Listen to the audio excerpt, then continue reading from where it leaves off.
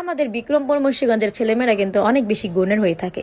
তারা যেরকম নিজের সন্তান সংসার ঘরে বাইরে এবং নিজেকে খুব সুন্দরভাবে মেনটেন করে।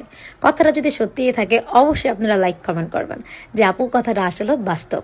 তো সকাল সকাল প্রস্তুতি নিলাম যে আজকে বাজার এবং রান্না বান্না আমরা দুই বোন মিলে। গতকালকে একটা ভিডিও ছেড়েছিলাম, আমার আব্বু এবং আম্মু দুজন মিলে কি সুন্দর করে ইফতার রেডি করতেছিল। আপনারা অনেক বেশি পছন্দ করেছিলেন আমার এই ভিডিওটি। সত্যি কথা বলতে আমার আব্বু আম্মু দুজনকে অনেক বেশি পছন্দ করে, ভালোবাসে এবং রেসপন্স করে। যে কোনো কাজে আমার বাবা আমার মাকে অনেক বেশি সহযোগিতা করে, আম্মু আমার আব্বুকে অনেক বেশি সহযোগিতা করে। আলহামদুলিল্লাহ আপনাদের সকলের দোয়ায় তাদের কিন্তু প্রায় 28টা বছর হয়ে গেল সংসার জীবনের।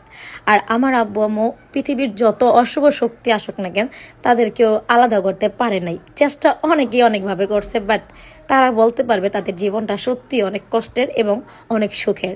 একটা সময় তারা কষ্ট করলে এখন আলহামদুলিল্লাহ তাদের চেয়ে সুখী আর হয়তো বা আমাদের পরিবারে কেউ নাই। সবাই আমার আব্বু আমার জন্য দোয়া করবেন। আমরা 3 বোন 1 ভাই। সবাই আমাদেরকে জিজ্ঞেস করেন আপু আপনারা কয় ভাই বোন? আমরা 3 বোন 1 ভাই। আমার ভাই সবার ছোট, আমার আপু দেন আমি, দেন আমার ছোট বোন। আর আমরা রোজার ভিতরে অবশ্যই চেষ্টা করি আম্মুর কাজে সহযোগিতা করার জন্য। তো নর্মালি বাজার হাট সব আব্বু আম্মুই করে, কিন্তু আজকে দেখলাম যে বাজারে গিয়ে দেখি বাজার হাটের দাম কেমন। বাজারে যাওয়ার পর গাইস যেই পরিমাণ মানে শাক সবজি মাছ তরকারি ফল টল যেই পরিমাণ দাম দেখলাম, তখন ভাবলাম যে আল্লাহ সাধারণ জনগণ না খেয়ে পেতে মারা যাবে। যাই হোক, বাংলাদেশের সকলের কাছে একটা আবেদন, আপনারা এরকম কোনো জিনিসের এরকমভাবে দাম বাড়াবেন না যাতে রোজাদার মানুষরা না খেয়ে মারা যায়। অন্তত সাধারণ জনগণকে একটু বাঁচতে দিয়েন, তাদেরকে ঠকায়েন না।